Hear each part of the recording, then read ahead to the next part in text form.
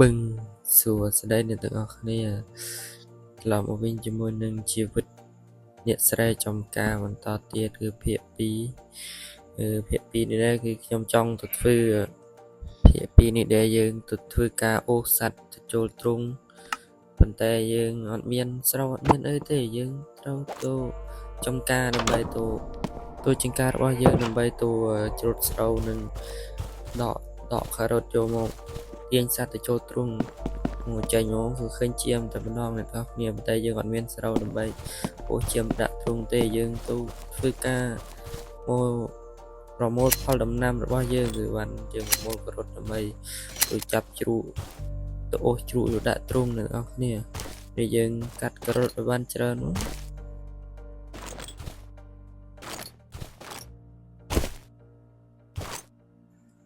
អូខេការ៉ុតយើងប៉ុណ្ណេះក៏បានរៀងច្រើនក្រិនបើដែរយើងមកល្មមអូសជ្រូកចូលទ្រុងបានតែមកយើងមកច្រូតស្រូវដើម្បីយកទៅទាញទៅអូសជាមនិងគោដាក់ទ្រុងពេលនេះយើងបានកាត់ស្រូវឲ្យបានច្រើន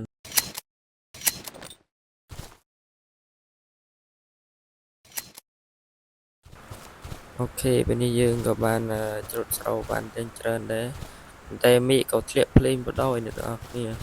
យើងក៏ធ្វើការទៅអូសជាមនិងទាញជ្រូកទៅដាក់ទ្រុងពេលយើងបានឃើញជាមួយហើយអ្នកនរគ្នាយើងអូសជាមទៅដាក់ទ្រុងយើងដើរអូបណ្ដាមកយើងអូបានឃើញជា2យើងមកល្មមកាត់វាបានយើងអូវាទៅដាក់ទ្រុងសិនអ្នកនរគ្នាមេឃកំពុងភ្លៀងទេគឺស៊ុំប៊ីឲ្យចេញច្រើនមែនទែនគឺវាពិបាកក្នុងការអូសជាមដាក់ទ្រុងនោះមើល skeleton 2 3អូខេពេលនេះក៏យើងធ្វើការអូសជាមបន្តទៅមុខទៀតយើងដាក់ក្នុងទ្រុងយើងដែលយើងទៅធ្វើរួច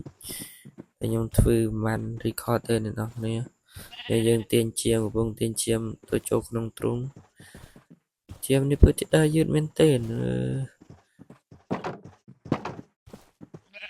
កន្លែងនេះគឺជារោងចិញ្ចឹមសត្វដែលខ្ញុំបានធ្វើយើងធ្វើបានដាក់ទ្រុងច្រើនមែនទែនដែលអាចចិញ្ចឹមសត្វបានច្រើនជាមនេះគឺពិបាកទាញដាក់មែនទែនអ្នកនរគ្នានេះចូលអញ្ជាមួយគឺនោះមែនទែនគឺវាអត់ចូលទេគឺវាអត់ដើរមកបដ ாய் ល្មមថាត្រូវមកកណ្ដៀវមិនសមជាមនេះមើលវាអត់ដើរទេអ្នកនរគ្នាអត់ចូលបដ ாய்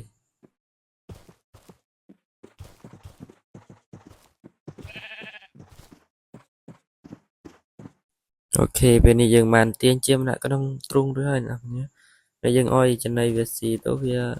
ឲ្យស្រោវាស៊ីវាកំពុងកាត់គ្នាបង្កាត់ទៅទៀតឲ្យចេញកូនមួយហើយនេះចេញកូនមួយវាដល់ហើយ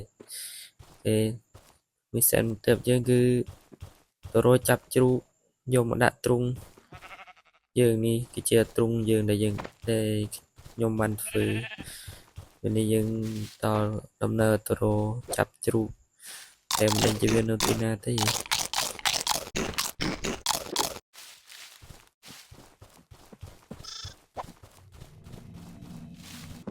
ូខេអ្នកនរគ្នាបន្ទាប់ពីធ្វើការរោវាយ៉ាងយូរ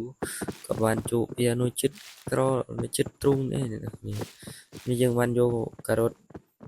យើងនាំវាចូលទ្រុងអ្នកនរគ្នាគឺជ្រូកនេះគឺវារាងស្រួលជាងជាមបន្តិចព្រោះវារាងដើរតាមយើងដែរ